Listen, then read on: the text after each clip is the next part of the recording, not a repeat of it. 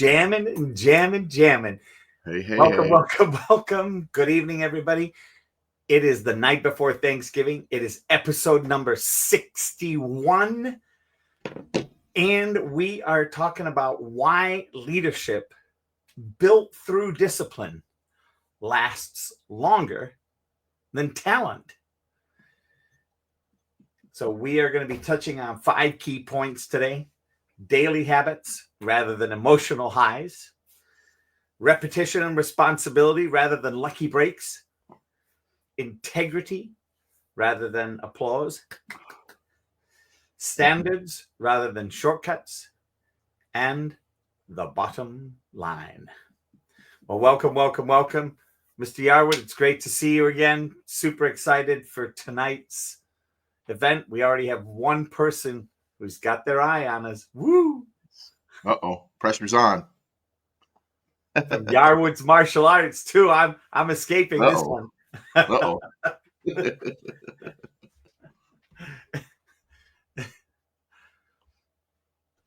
Dum dum dum dum. We talk a lot about leadership because it's kind of like the driving force with everything that we're trying to do, because no matter what we're doing, no matter where we are, who we're hanging out with, whatever it is, it's some capacity we're a leader. People are watching us all the time. They're seeing what we do, right? And for me in particular, I have a school full of students that are watching my every move, everything I'm doing. And a lot of those kids emulate me, or they emulate my instructors. And it's a huge responsibility to make sure that what we're doing is sending the right message to them, right? And we I take it very seriously, because I know I've seen it in action, where if you do something you're not supposed to do, it it cascades through the school. And everybody, hey, Mr. Yarrow was doing this, so I can do it, right? They don't say it, they just do it. Yeah. It just happens, right? If I'm goofing around a little bit and then I turn around and other kids are goofing around, that's my fault, right? And it's hard to. Well, I wouldn't even say it's your fault. I'd relanguage that and say it's your example. Yeah, well, true, right? Right. And the issue becomes, okay, how do I rectify it, right? Because it's hard to say stop doing that, because they'll say, well, you were doing it. Well, okay, now what? So now, instead of me getting after them about something, I have to change what I'm doing, right? I have to change my example of leadership to what it is I want them to do, right? So it becomes a very powerful tool to be able to say, hey, all right, I know that they're watching me. I know I'm a leader. What am I going to do that's going to send the message to them to tell them what I want them to do, right? Words have only this much power, right? They wear off. Example is way more powerful, because it's they're seeing you, they're watching you, observing you from afar, from close up. They're listening to you. They're all these things, how you interact with other people, and they're taking that as examples, right? And it's very important. And we talk about, the discipline part of it. It's important that I recognize what I'm doing and how it affects those around me, right? And I have to be disciplined in how I do things, not only while I'm teaching, but while I'm interacting with them after class, while I'm interacting with them before class. If I run into them outside of the dojo, if we have an event where a tournament or a camp or whatever it is, I always have to be that person, right? And it's not perfection, right? I'm not talking about I have to be perfect on my game 100% of the time, but I have to recognize that I am being paid attention to. I'm being, for lack of a better term, scrutinized, right? So I have to be on top of my game all the time, which takes discipline, because it's not always easy to be there, right? You can be on top of your game 90% of the time, but that other 10%, that seems to be the most powerful part, They're all, I saw you do that. I saw you goof around. I saw you, right? So it's a challenge. And that takes discipline, because it doesn't come necessarily naturally to be vigilant about everything that you do, because we're not perfect.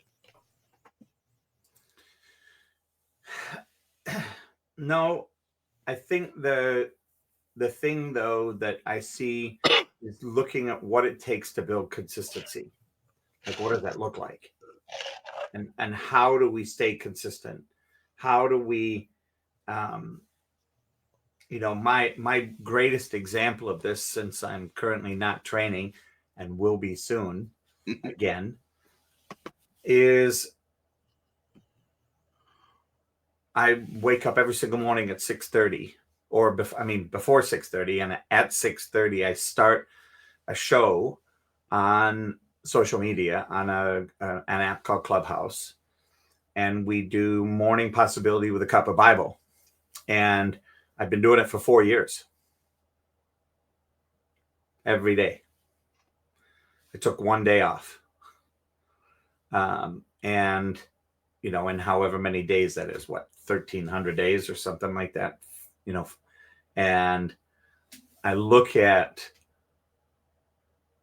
I didn't even consider myself a leader. I just considered myself the person that started it. And now I've got a bunch of leaders around me that are doing other classes, and they're in there with me at 6:30 in the morning, or 7:15. One of them shows up every morning. And the excitement definitely is not there some days. Yep. Some days I wake up and I go, God, can I sleep in? And the only person answering is me. Yep. Right. And, I think about it. And there are times when I've gone, nobody's even going to know. One person. Yeah. And, by the way, I have overslept a few times, probably a handful, not more than a handful. And there's one person that is, no pun intended, religious at calling me because everybody else calls her because she's known as my right hand. And the next thing you know, my phone is blowing up because she'll ring until it stops ringing, dial, and ring again. And somehow, even if it's on mute, somehow it wakes me up. It's like this internal clock. Oh, somebody's trying to reach out to me. Oh, it really is funny, because I've looked and gone, how did I even know it was ringing? Yeah. Because it's on mute. And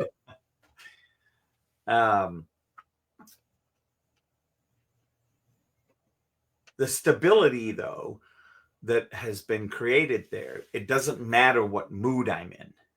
Yep. Right? I can be in a great mood. I can be in a sad mood. I can be in a sleep mood. And I get going. Yep.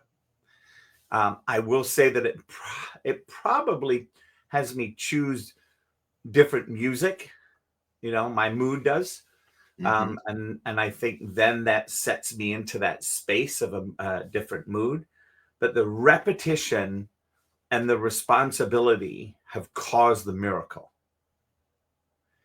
And, some people go, well, you're really lucky that you have the ability to do that, and that that's you're inspired by that. And I look, somebody said that one day, and I said, really? You think that's luck? Yeah, for sure. That amount of responsibility does not occur as luck. Yep. My college football coach always used to say, because people say, "Oh, you guys got lucky in that game." He says, "No, we prepared to be lucky." Right? You put yourself in a position that when luck happens, you are there when it is. Right? It's not something that just happens randomly, right? You're prepared for it. You might not know what it's going to be, right? But you're there when it happens. That means you were prepared for it. So lucky is, lucky is, I don't know. It's what I think it's what people say who aren't preparing for things. They're the ones who aren't doing the work, right? They don't have the attitude that it takes to be disciplined, to be there when luck happens, right? So it's sure, random things happen to random people, but in general, lucky people, if you think somebody's lucky all the time, it's more that they were prepared for when something like that happened.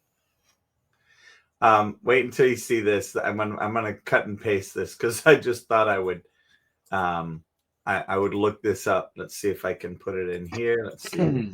Is it too long? Nope. So it says, the question is what is luck?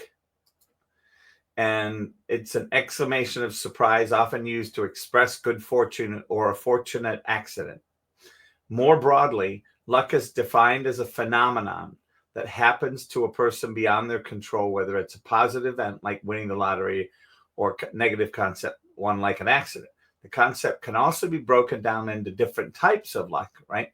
Such as blind luck, which is pure chance, luck from motion, create opportunities through action. And that's what we're talking about right here. Luck from awareness, spotting opportunities through expertise, and luck from uniqueness, attracting opportunities through personal qualities. So you can see three of those definitions are exactly what you just said. Yep. It's true. I mean, you call it luck, you call it fortune, whatever you want to call it, but it's preparing yourself for when something comes up. Being in the right place because you did the work to be there. You put yourself in a position when good fortune appears, you're ready to act on it. And it's you think about it in terms of, like you said, people play the lottery and they get lucky and win. That's not even luck. That's just random chance. There's no luck involved in that, right? Even lucky people don't win the lottery all the time. Being lucky would win it like 3 times in a row. That's different. Right. Right. But when we think let's talk about when we played football, right? You're playing football and you're on the defense and the offense is going down the field to score on you, and the running back comes around in and you're in position to tackle him and you hit him and the ball gets knocked out and your team recovers the fumble. Well, people say, well, that was lucky. Well, what do you mean? We had our players in the right position for when something happened like that, a ball appears in front of them, they recover it. Sure, it might have been lucky that the guy dropped the ball, but we prepared for it. We prepared for an instance where something like that might happen, and we're ready to take action on it, right? So the instance itself might be, a chance thing, the ball comes out, but luck had nothing to do with the fact that our guys were there ready to recover that football. Right? Because in practice, they're practicing, what if the ball comes loose? Yep. Who's going to go for it? Preparing to be lucky. Yeah.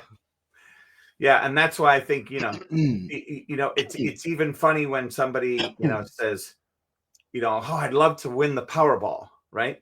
And then you go, oh, do you buy a ticket every week? No. And you look and go, well, I can tell you the one way that you might actually put yourself on the single way for you to be lucky, you're not doing it. And I always laugh at that, right? It's like, I'd love to win the Powerball. Okay, well, are you spending $1 a day? Yeah. $1?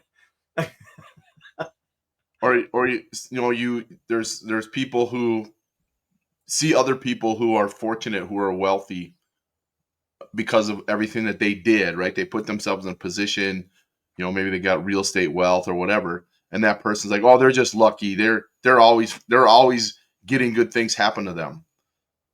I'm never lucky. Well, okay, let's compare. What work are you doing to put yourself in a position where you can, because come across an opportunity where you can make money, right? That person is out there doing the work, putting themselves in position so when things happen, they're ready for it, right? Some good deal comes across the table and they're prepared and ready for it to take advantage of it. If you're not putting in the work, if you're not doing the time, if you don't have the discipline, you're not going to be quote unquote lucky. It just isn't going to happen because you're not putting yourself out there. You're not doing the work that it takes to be lucky, right? And doing the work and all that obviously doesn't guarantee, but I guarantee you this, if you don't do it, it won't happen.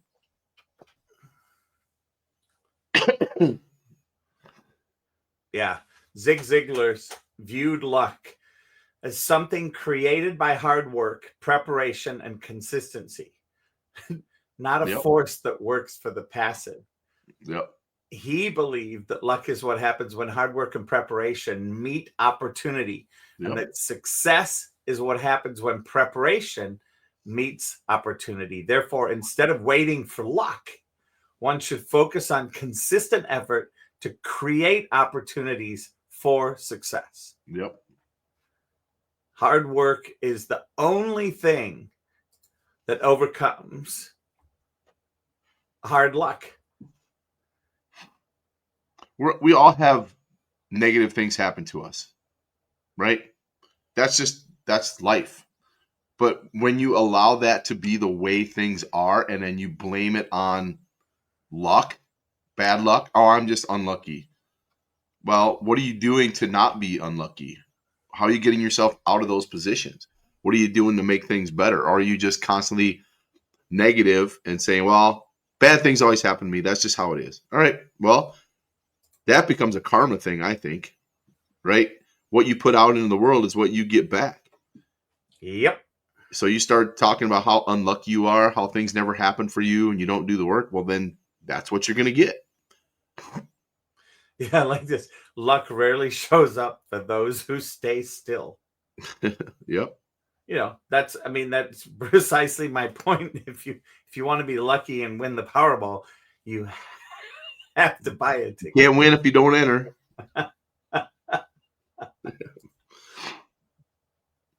And there are people out there that get mad at people that are successful.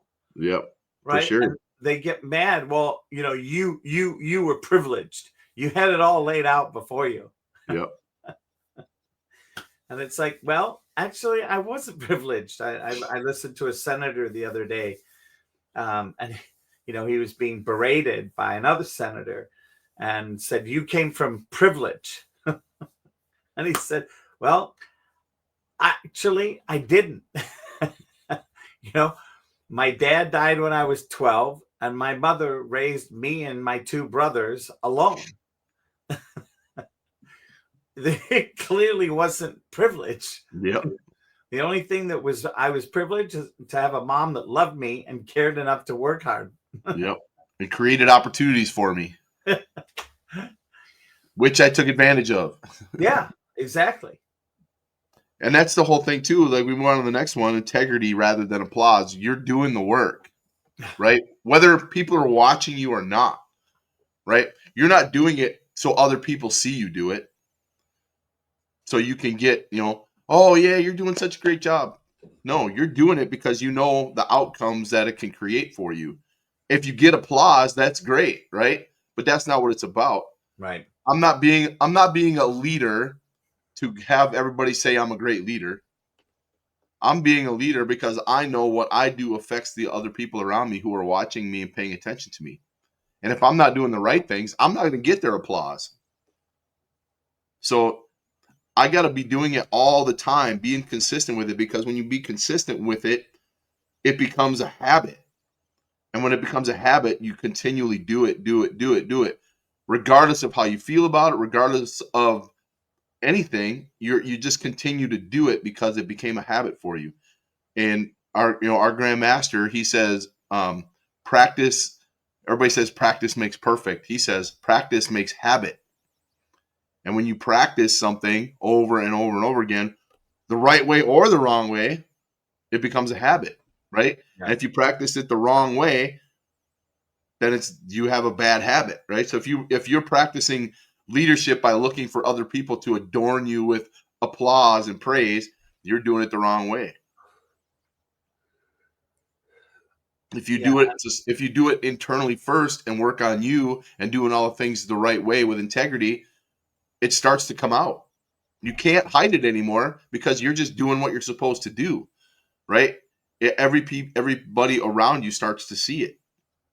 Just like if you do it without integrity, they start to see it. They recognize it. I think you epitomize this, because a lot of times you'll say things to us, like, you guys, there is no such thing as perfect practice, right? There's, perfection doesn't exist. It's, practice doesn't make perfect. Nope. There is practice makes you either good or bad at something, and then correction sets you on the right path. Yep. And I think that's where, it's one of the things that, for me as a business coach, there are times, when I look and tell people, look, I'm one of these people. I make mistakes all the time. Yep. It's not if, it's when. And the question is, what do I do with those mistakes? Yep. How do I course correct with such action that my integrity is restored? Yep. Yeah, that's a big thing, how you respond to things that you do wrong. Like I was talking about before, if I'm doing something in the class and I know I'm probably not sending the right leadership message, what do I do? Do I turn on the kids and say, "Hey, you can't be doing that," or do I fix what I'm doing? Because if I fix what I'm doing, they see that I'm doing that and they do it too. But if I turn on them, say, "Hey, you can't do that," they can look right back at me and say, "Hey, well, you were doing it, so I can do it." And what argument do I have? I have nothing, because I'm the one doing the thing, right? And if they call me on it, I have to. It's true, right? So instead of me getting after them for doing things they're not supposed to do, I need to fix what I'm doing so they can see how they're supposed to do it, so that they follow my lead, because I'm the one leading, right? And if I'm leading them the wrong direction, that's on me. I can't get mad at them for doing something that they're doing if I'm the one that's showing them how to do it. And I think, by the way, I think this is one of the things that is sometimes difficult for leaders to really understand. This is the part that requires skill. Yep. Being a leader. You hear the term born leader. There is no such thing. There are people who have leadership qualities, but they're not necessarily a born leader. There's still leadership is like any other thing that has that can decay. Like when you train, right? You get stronger. If you stop training, you get weaker, right? If you're in the military and you're an infantryman and your job is to use your rifle, right? And the only time you use it is in boot camp when they do your qualifications, and then you never do anything with it again. Are you still a good rifleman? Nope. Your skills are gone, right? Same thing with a leader. If you're not practicing leadership, you're not getting better. You're getting worse. You might think you're a good leader, but you got to look at results. What are the people around you doing? How are the people you're leading acting? Are they successful or are they not? And if they're not successful, it's because you led them wrong, because you didn't practice your leadership. And they had an expectation, right? They had an expectation, since you were in that place. Yep. You can't take shortcuts. Nope. You can't in the for lack of a better way of saying it, take the short road. You have to go the distance, and going the distance is what produces the results. Yep. Consistent with going the distance. Without that foundation, you ain't going to get there. Yep. One thing I talk to my students about all the time is setting, it's right here, setting standards. These are the things that are required of us as a leader. This is the bare minimum that we have to do. Anything below that, we're missing. So we set a standard that these are the things, these are the qualities, the requirements, the things we have to do as leaders. We have to live up to these standards because it's important, because we have people watching us. We have people emulating us, looking up to us, listening to us, learning from us.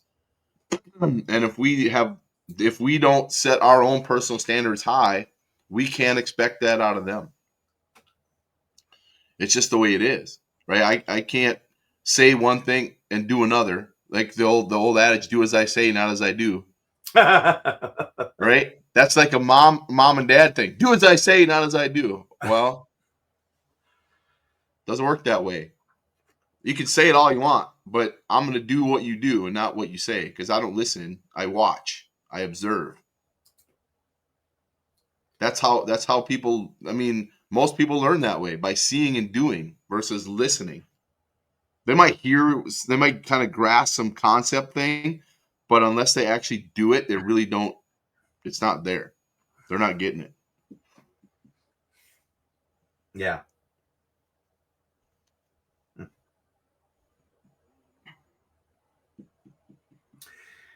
And and the last one here, the bottom line: a disciplined leader can perform under pressure, on tough days, and without recognition. Because we all know there are people that like to be stroked, and without stroking, they don't do a good job. Yep. They want to hear how good they are. Yep. Talent might win a match, but discipline builds a legacy. So yeah, you might have the talent to win a match one day, but is that going to drive you the consistency day in and day out of showing up, producing the results for students to be able to see? Yep. And in the martial arts world, if you want to see how good of an instructor the school is, or the instructor is at a school, look at the students. If you want to see how good your leadership is, look at the students. How do they act? Are they disciplined in class, or do they goof around all the time during class? Are they paying attention? Are they listening? Are they performing? Are they living up to, good standards, or are they sloppy? That's leadership. It's not the students, because the students are learning from the instructor. And if that's what the instructor's teaching them, then that's what they're learning. Yeah. And then, how good are the parents? What do the kids do while they're there? Are they doing what they're supposed to do? Or are they goofing around, getting in trouble? Are the parents doing anything about it? Are they leaving it up to the instructor because it's babysitting class and not karate class? Dude. You know what I mean? Thankfully we don't have. That's a standard that the leaders set in our classes too. It's not just the students that we're working with. We're working with parents. We have to set standards for them too, and what expectations we have of them. Right? And we have awesome parents. Our parents they're members of our team. Whether they're on the mats or sitting in the chairs, they're still members of our team, and we treat them that way because they're part of what's going on. And if you don't believe that, then your school's gonna die, because we're all there. We lead them just as much as we lead their kids. They might not even realize it, but they respond to things that we're doing. You can see it because we send home those cards with those kids, the parent cards, the teacher cards. Those parents use those tools, right? We created those tools for them. That's leadership. And they take those tools and they use them at home, which means our leadership is spreading into their home, into their school. into the, and that's, I was just going to say, into to see it go into the school is the fun thing. Yep. Right. Because since we changed our approach to how we do our thing, I'm gonna hold on a second. I got something.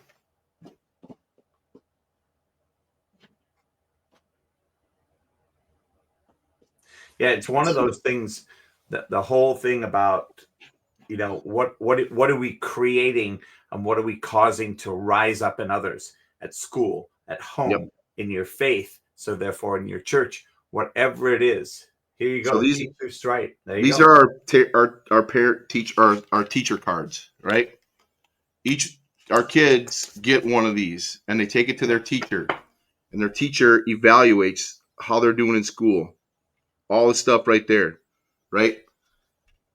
We used to have a sheet that had both the parent and the teacher and all that all combined, and we would get, you know, limited response from the teachers about having us come in and do events for them, like we go and do seminars and whatnot with the kids in their classroom.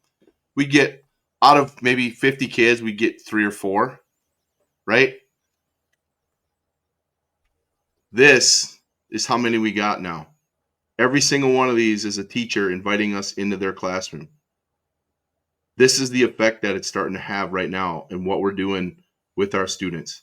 There's 35 or 40 right here. So my son and I are working on getting these things set up so we can go visit all these kids in their school, because these teachers they want us in there. They want us doing this stuff because they see the power of what it is that we're doing, and they want to be part of it. Well, and they're seeing that it makes their job easier. Yeah. And they see results because they're a partner in this thing too, because they deal with those kids more than we do. Teachers don't teach to get rich. Oh, if they did, we wouldn't have any teachers. Yeah.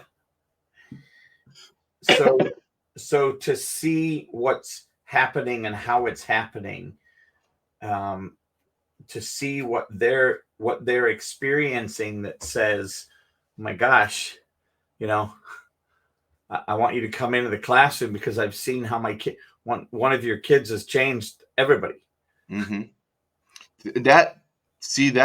That's leadership, right? We teach them by doing what we're supposed to do, being examples to them. They take that into their school, and now they're a leader within their classroom. They're doing all these things that they're learning, right? That they're seeing us do. That has a ripple effect. That can affect an entire classroom. And if you have, 40 kids going into their classrooms, even 20 kids in each classroom, how many kids are you affecting without even having to be present? Just by what we're teaching them at our school. That's impact that's worth its weight in gold. Yeah.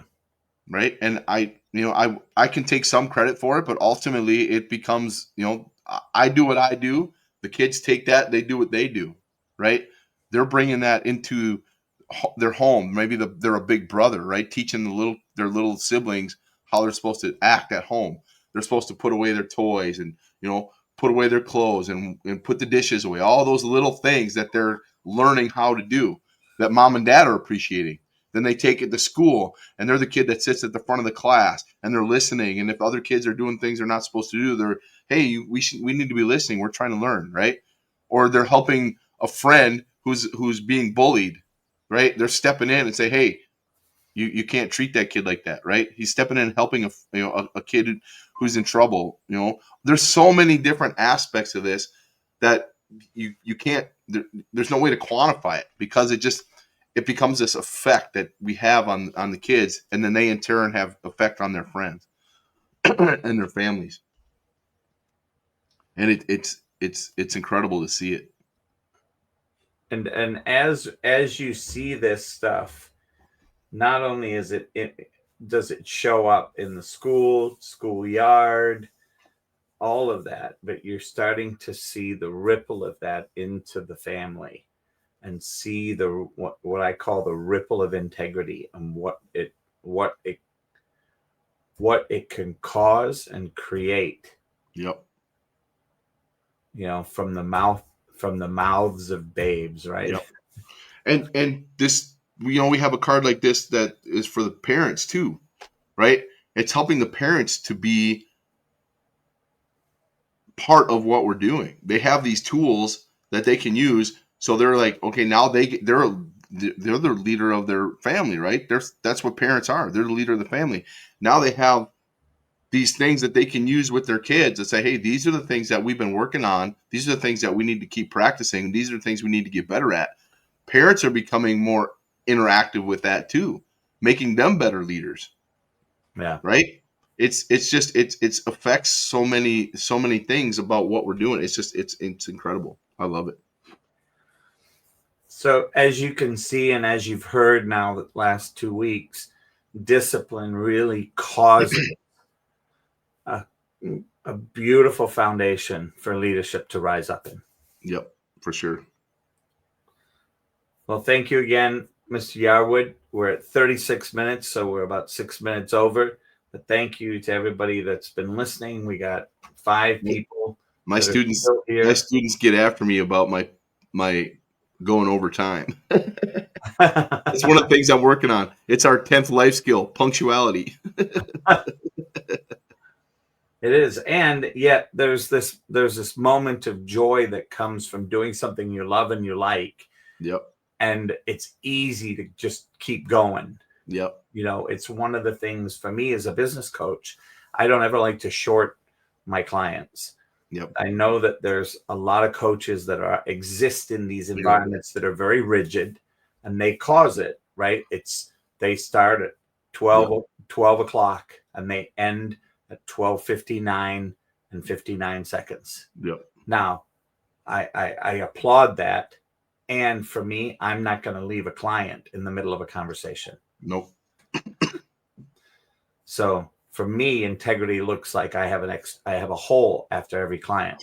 That if need be, I can speak into that hole. Mm-hmm. So, all right, sir. Well, and this is to everybody. Have a great Thanksgiving. Thanks for listening in. Be sure to thank the people in your family. Thank the people, the neighbors. Just be mindful of anybody that is doing a job where they're providing a service for you, which is pretty much every job.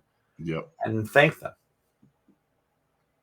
And enjoy yourself tomorrow. Bye.